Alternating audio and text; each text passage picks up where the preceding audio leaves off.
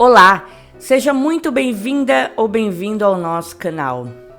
Aposto que você deve se perguntar, qual é o segredo daqueles bolos retinhos e fofinhos, certo? Principalmente para quem pensa em vender, fazer bolos perfeitos é quase um requisito básico. Afinal, o cliente compra com os olhos e o bolo mais bonito e bem feito sempre vence. Mas fique tranquila, que a partir de hoje você nunca mais vai errar. Eu separei 6 estratégias para o bolo crescer por igual. Vamos conferir? Eu sou a Aline Araújo e esse é o canal Bolos para Vender. E antes que eu prossiga com as dicas, já deixe seu joinha aqui pra gente. Ele é muito importante para que o YouTube entregue esse vídeo para mais pessoas. E caso ainda não seja inscrito em nosso canal, já se inscreva e aperte no sininho para receber mais dicas como essa aqui toda semana. Curtiu?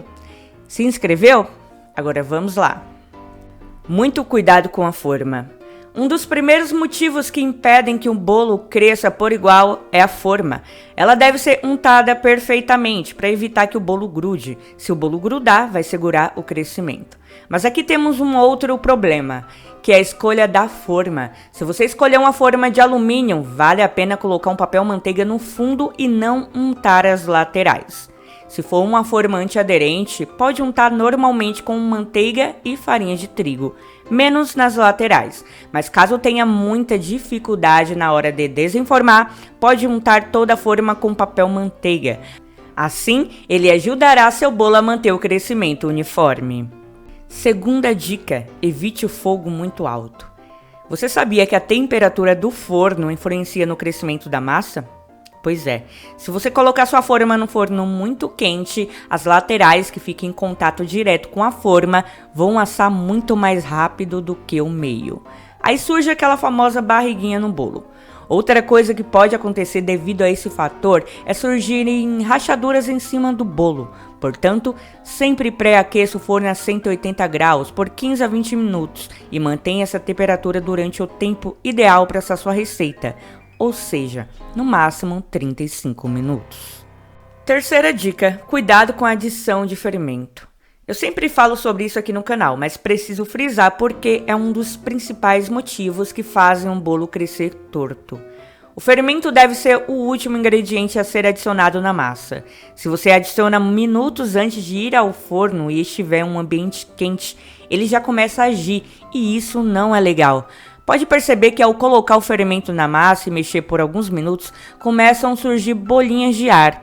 Essa reação deve acontecer dentro do forno. Aí, em contato com a alta temperatura, essas bolinhas vão se consolidar e manter um crescimento uniforme da massa. A quarta dica é: evite formas muito altas. Quanto mais alta a forma, maior é a chance de formar barriguinha na sua massa. Se a receita for grande, vale a pena dividir a massa em 2 formas. Isso vai te ajudar na hora de rechear e fazer camadas, já que as massas estarão praticamente divididas. Para um bolo assar perfeitamente por igual, a altura indicada é de no máximo 10 cm. Se você quiser escolher uma forma alta de 15 cm, prefira aquelas com menor diâmetro, 10 cm. Assim, ele sairá alto, porém bem assado no meio também. Quinto, aplique a técnica de bandagem da assadeira. Você já ouviu falar dessa técnica? Essa dica vem lá das confeiteiras americanas que produzem o famoso flat cake.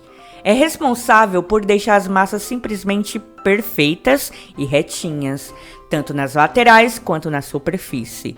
Consiste em colocar uma cinta de papel alumínio em volta da forma. Se for em uma forma de alumínio, melhor ainda. Sendo assim, corte uma faixa grossa de papel alumínio e dobre mais ou menos 3 vezes até ficar na altura perfeita da forma. A sexta dica é: utilize bailarinas ou forma com furo no meio. Principalmente se você tiver aí na sua casa somente formas altas, essa dica vai te salvar. Quando você colocar a massa na forma, coloque no centro da massa um difusor de calor ou uma bailarina. Sabe aquela que utilizamos para fazer flores com chantilly? Pois é, esse pequeno acessório faz uma diferença gritante no crescimento da massa. Ele ajuda a espalhar o calor e assar completamente o centro do bolo. Assim, uniformiza o calor, fazendo com que o bolo cresça por igual. Muito interessante, não é mesmo? A outra saída é apostar sempre na forma com furo no meio. Aqui em casa eu só utilizo essa forma. Aliás, acho até que o bolo fica muito mais bonito e apresentável.